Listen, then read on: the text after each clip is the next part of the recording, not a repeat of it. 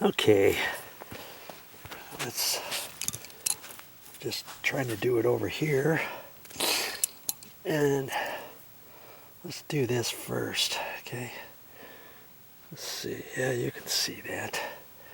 Just gonna cut that end off, and I can use that maybe in a pinch for something else. So that's the one that broke off. That's no good. That's the one that broke off, so that's toast. Okay, now to cap that off, if I had an 1/8 inch plug, I could cap it off that way, but I don't, and I'm not going to go to the store and buy one. I'm going to take a little piece of wire, and I happen to have it off of who knows what.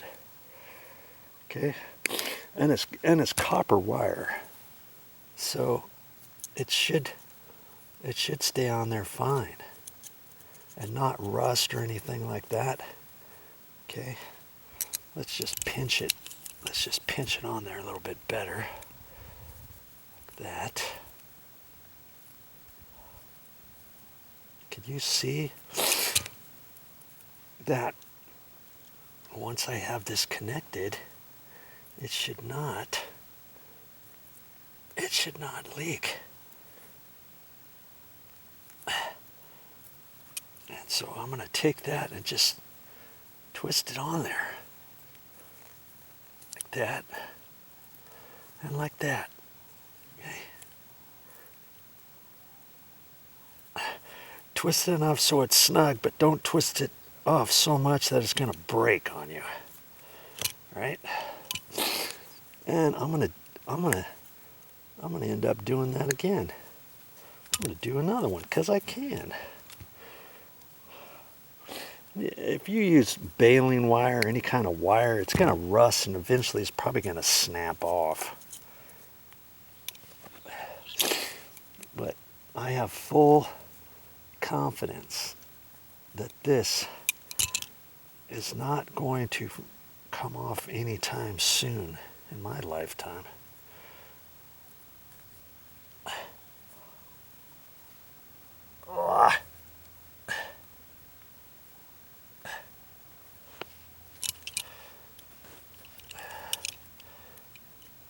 Twizzles in here with my pliers. And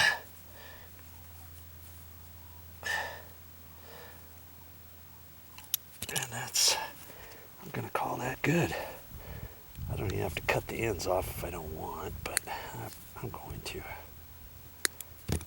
Right. There. Now, you see, that is not going to leak, and I can just leave it. I could just leave it up here, and I'll move this bark away, and I'll put it underneath the bark, and there it's just going to live. If it ever were to drip, it's going to drip right here by the tree, and that's it. I'm not going to do anything yet until I put in a bubbler. So the next thing I'm going to do is I'm going to put a bubbler on this side with a little extension piece of 1/4 inch tubing, and because there's no other water coming to this big huge birch tree, I'm going to find a 2 gallon per hour bubbler, and I'll show you all that and how to attach that next. Now here's another way you could fix that.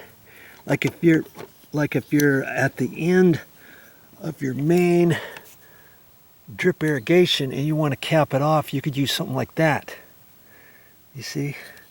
And you fold it over. You first put this on there, and then you fold it over and put the other end on that, and then that would hold this tight. I don't know if they have any for 1/8 inch tubing, but I just happen to have one of those for the main drip pipe. And you could do that, or they have ends for the main drippers pipes. You know, the main drip pipe for your entire sprinkler system. They got it 3/4, 1/2 inch, and 5/8. So make sure you know what yours is. If you ever have to make a repair by installing one of those couplings, make sure the old piece that you cut off a little bit, enough to where you can take that with you or measure it with your tape measure, take it with you to the store. Make sure you get the right coupler and the right size fittings, okay? All right, onward, Joe. Let's get this drip bubbler installed.